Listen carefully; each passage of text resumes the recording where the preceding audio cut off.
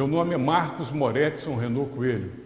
Eu sou o presidente da Associação dos Veteranos da Força Expedicionária Brasileira, aqui de Belo Horizonte, e acumulo a função como curador do Museu da FEB, aqui também de Belo Horizonte.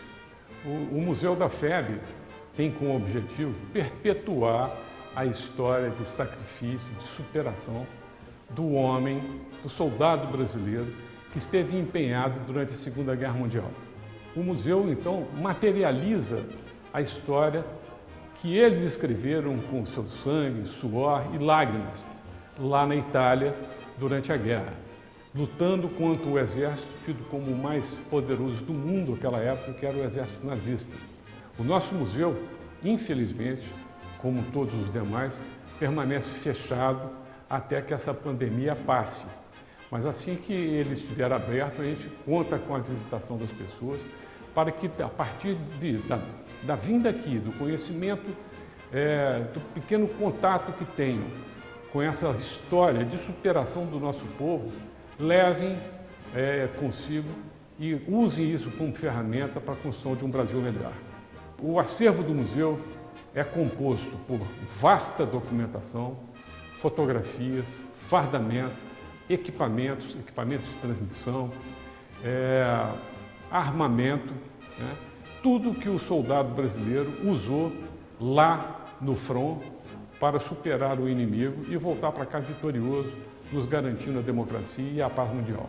Nós temos um quadro, que depois vocês vão poder ver ali na frente, que mostra uma cena onde é que 17 brasileiros ficaram mortos e insepultos no local chamado Abetaia, que era no flanco direito do Monte Castelo. Isso aconteceu no dia 12 de dezembro de 1944, quando a tropa brasileira foi surpreendida por fogo cruzado de metralhadora e que vitimou esses 17 homens. Esse dia entrou para a história militar do Brasil como o dia dos 17 de Abetaia. Mas por que tem de interessante nesse quadro?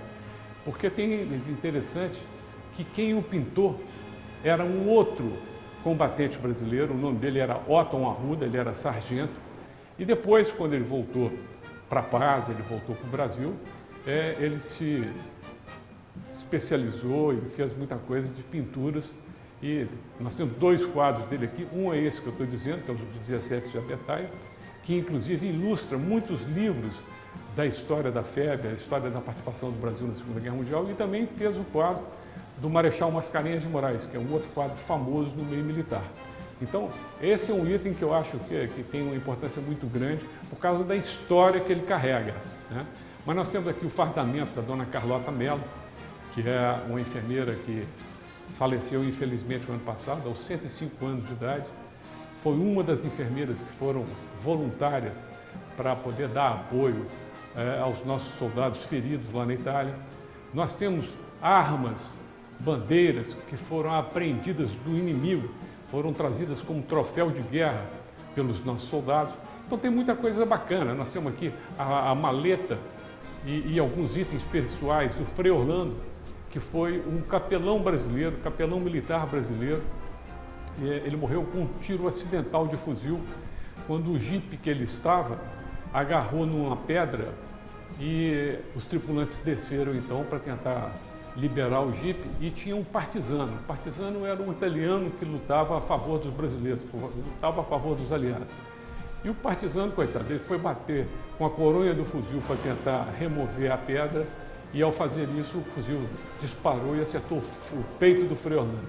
São muitas coisas interessantes. Nós temos medalhas que os brasileiros ganharam com distinção no combate, temos documentos muito importantes, tem um acervo todo do Major John Byers, que foi um major da Força Aérea Norte-Americana que serviu como oficial de ligação com a Força Aérea Brasileira.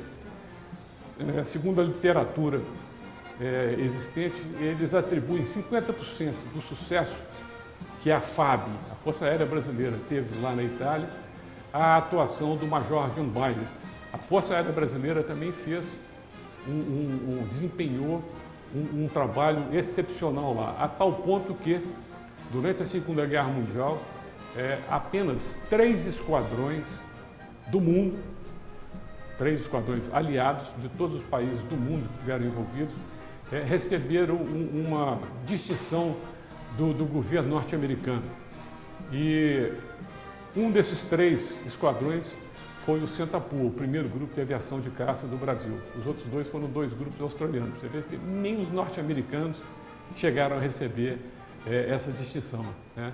Então tem muita coisa bacana, tem muita coisa que carrega consigo uma história de heroísmo, de sofrimento, de superação, de resiliência, que o povo brasileiro precisa saber.